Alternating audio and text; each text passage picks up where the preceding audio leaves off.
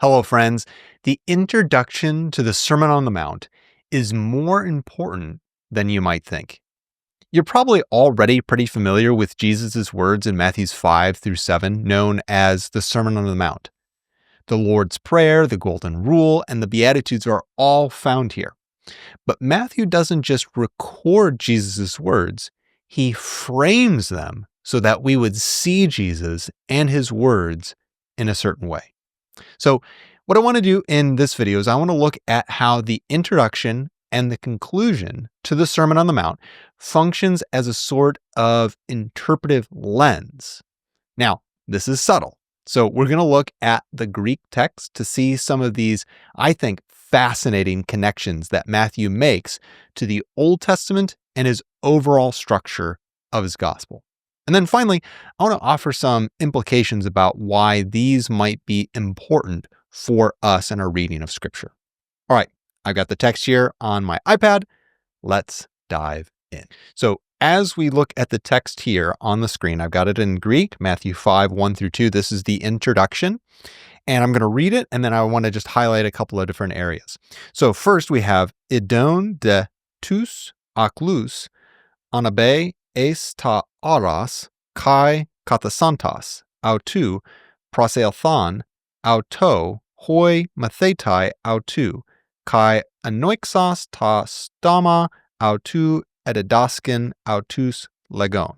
And if we translate that, kind of a simple translation now, seeing the crowd, he, or Jesus, went up to the mountain. And with him sitting there, or while he sat down, or then he sat down, his disciples came to him. And opening his mouth, he began to teach them, saying.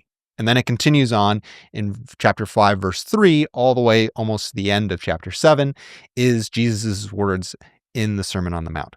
So a couple things I want to just note here. Let's change the colors just for fun. Couple things I want to note. Number one is you have this phrase, kathasantos autou, which is this idea of Jesus sitting down, and it's meant to signal a teaching sort of role. We're going to come back to this in a minute, and this is going to become a bit more obvious when we look at a couple other aspects. So you have this him sitting down, and then him beginning to teach with this verb edidaskin, the imperfect here. He began to teach them.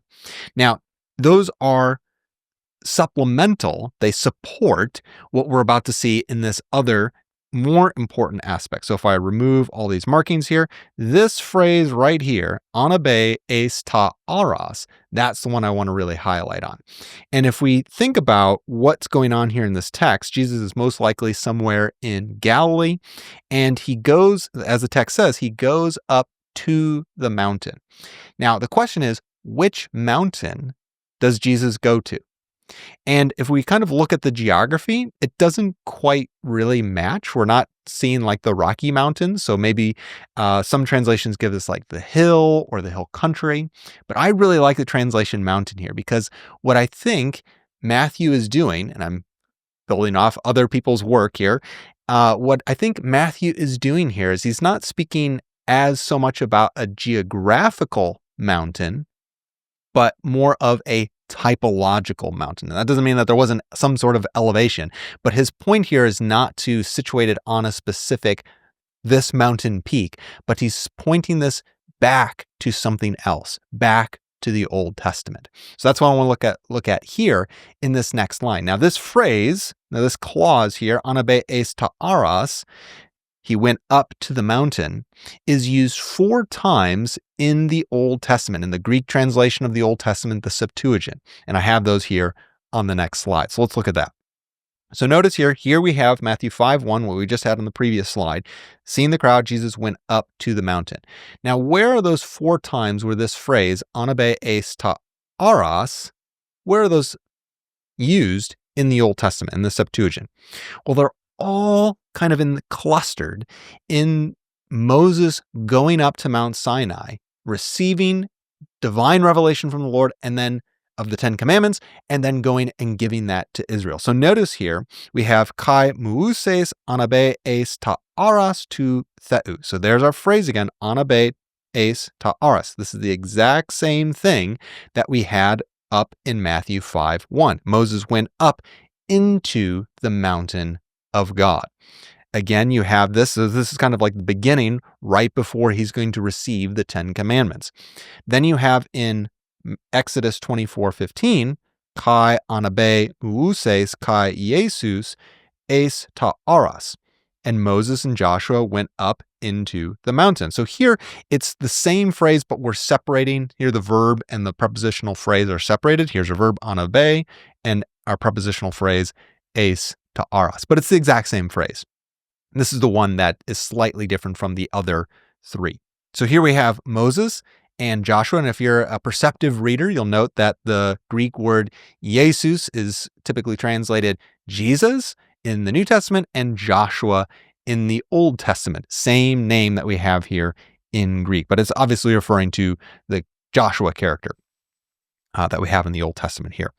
And if we look at two other examples, the two other uses that we have here, notice that we have kai eis eilthen, muses eis ta meson tes nephiles, kai anabe eis ta ara. So here we go again.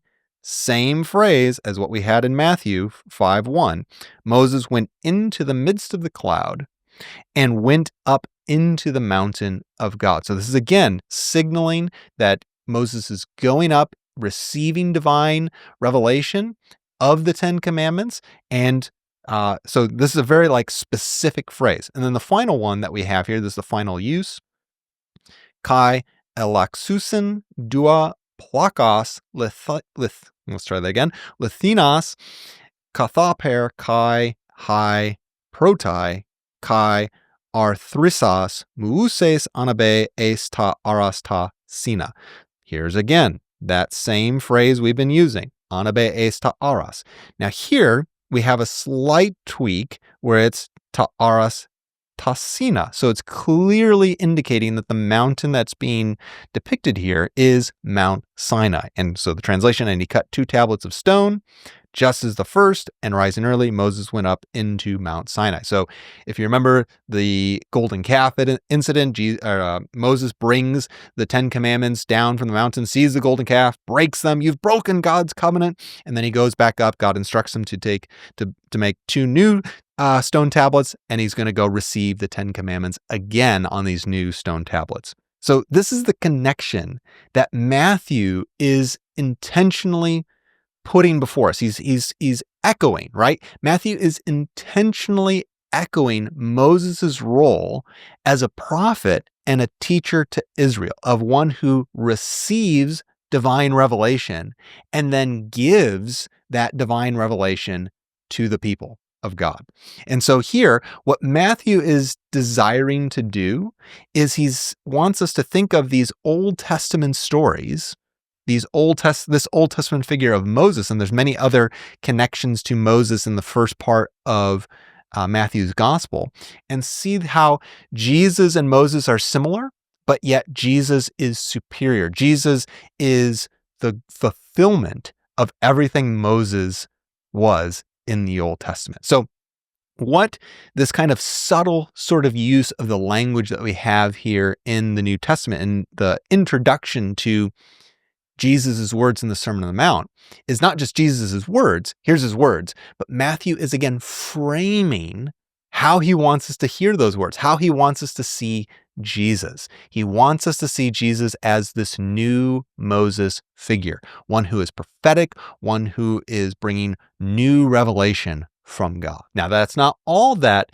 Matthew does to frame. Now, it's super important, again, for us to note that we have an introduction that Matthew gives and a conclusion that Matthew gives to the Sermon on the Mount. Again, he doesn't just give us his words, he's framing it. He's wrapping this narrative frame around the sermon as an interpretive lens. So here we've already looked at the introduction.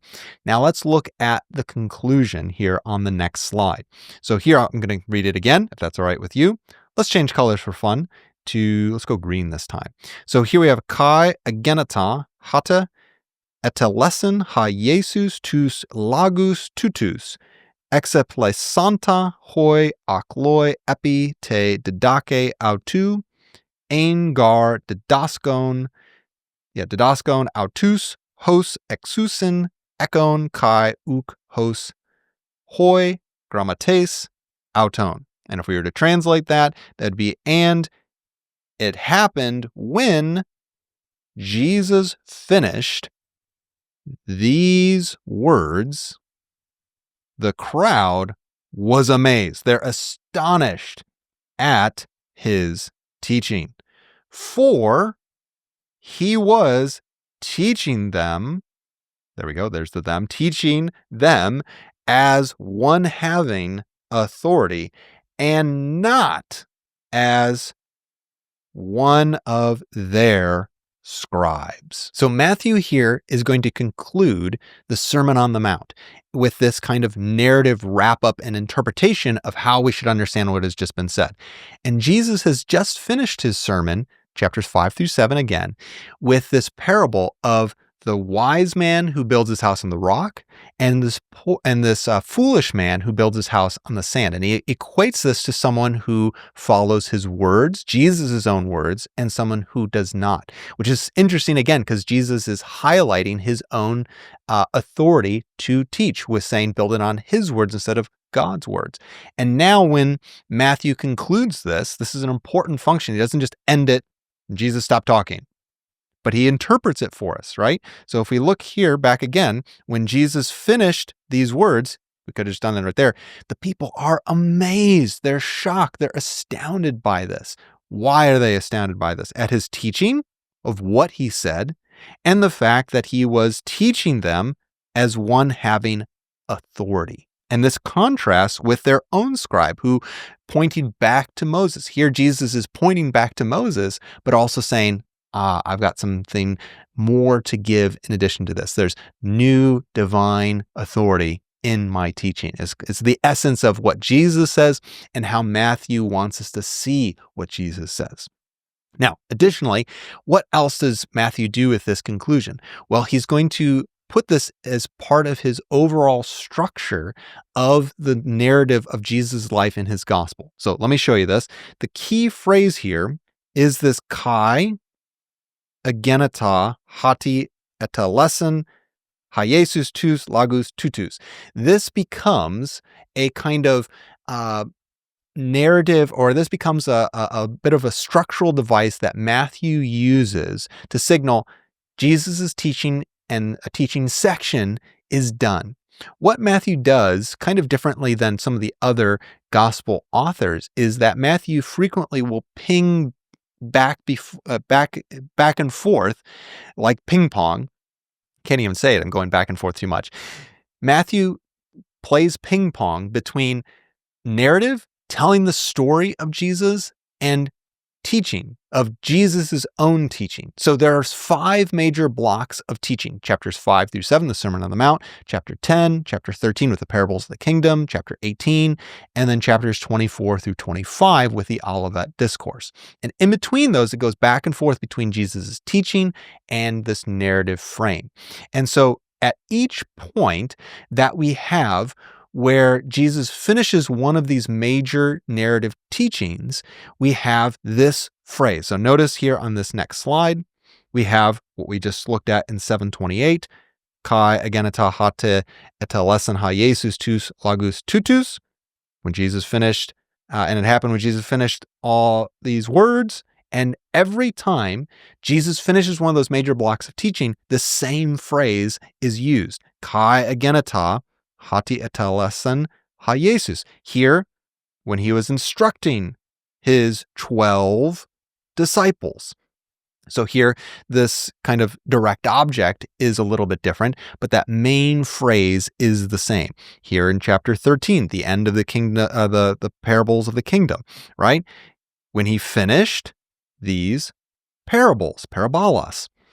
In chapter 19, even though this is chapter 19, it's the end of the teaching block in chapter 18. He finished these words. This is the exact same thing of what we had at the end of the Sermon on the Mount. And then we have here in 26:1, the end of the Olivet Discourse, all these teachings, pantos tus lagus tutus.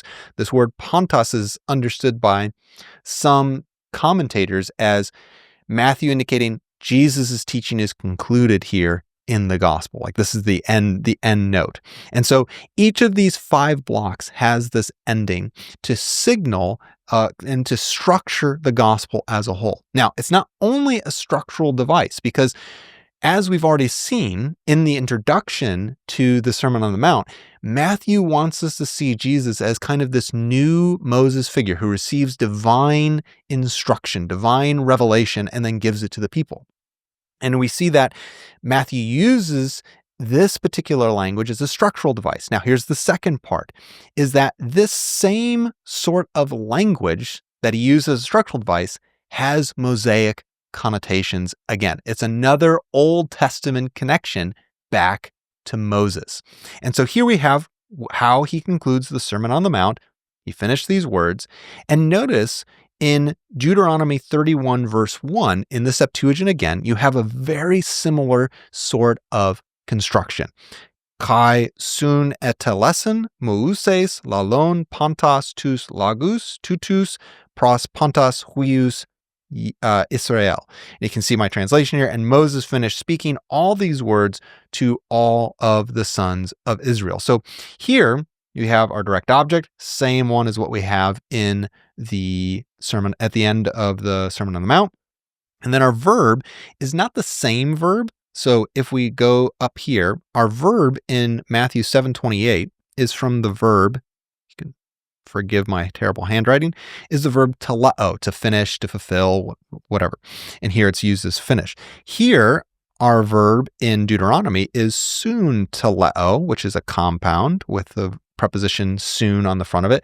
So these are cognates. These are related words. They come from the same root. And here they function as synonyms almost. So even though it's the same word, it's basically saying the same thing is the idea here. Now, this is not the only time that we have this. And notice that this is at the end of Deuteronomy, where Moses is giving the law, is retelling the law for a second time before his own death and before Israel goes into the promised land. And we see that this is used again here in following verses in verse 24. Let's choose a new color. Let's go with red this time. Heinika de sunatelesen mouses graphon pantas tus lagus tu namu tutu eis biblion heos eis telos. And it kind of breaks off because it continues on.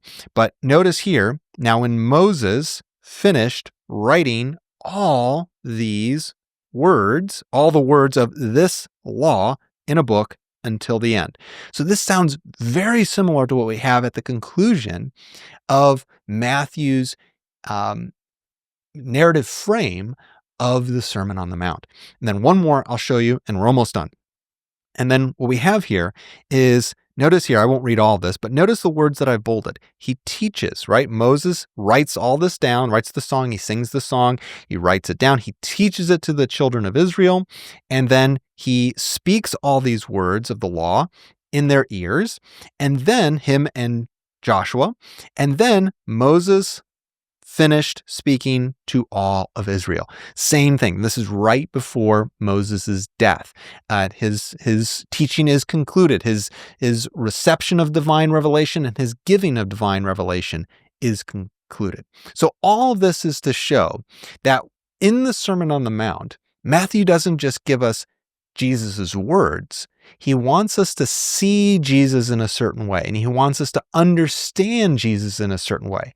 So he provides us with this narrative introduction and conclusion to wrap around that sermon so that we would have this interpretive lens by which we can understand who Jesus is and what his words mean. I want to just conclude this video with a couple of implications about why this is important for us. Here, as we've seen, Matthew is trying to show that Jesus is a new Moses figure. And I like what Scot McKnight says. He says in, quote, in Matthew 5:1, Jesus is presented as the new Moses, not by replacing Moses, but by fulfilling Moses. So what Matthew does is he creates this specific lens by which we should see Jesus and his words in the Sermon on the Mount. The narrative frame, the introduction and conclusion wraps around the sermon and declares that Jesus is this authoritative teacher from God. One of the main themes that we find in the Sermon on the Mount is this question of what is the good life? What does it mean to flourish in life? And specifically, what does it mean to flourish from God's perspective, from God's sight? That's what Jesus' sermon is all about, how to flourish. So what Matthew does is he introduces this theme by saying that Jesus is the authority to be believed and to be followed. Because in the Sermon on the Mount, Jesus will say some things that seem counterintuitive and presents an upside down kingdom, right? Blessed are those who mourn. Blessed are the poor in spirit. Those are flipped, right? This is an upside down kingdom. And so the introduction and Jesus' authority in both the introduction and the conclusion shows that Jesus' invitation into this flourishing way of life, this is the right one. This is God's one that leads to true flourishing for us. And finally, I want to invite you, as I invite even myself, to maybe spend some time reflecting on how Jesus is that fulfillment and authoritative teacher for us. That he is this Messiah who's come and suffered and died, but he has also told us how to live and how to follow him. It might cause us to take his words in the Sermon on the Mount more seriously. That's all I've got for this one. Hope this has been a blessing to you. If you enjoyed this type of video, let me know in the comments. I think I'm going to make a couple of more on the Beatitudes, so maybe watch out for those. Thank you so much for watching, and may the Lord richly bless you.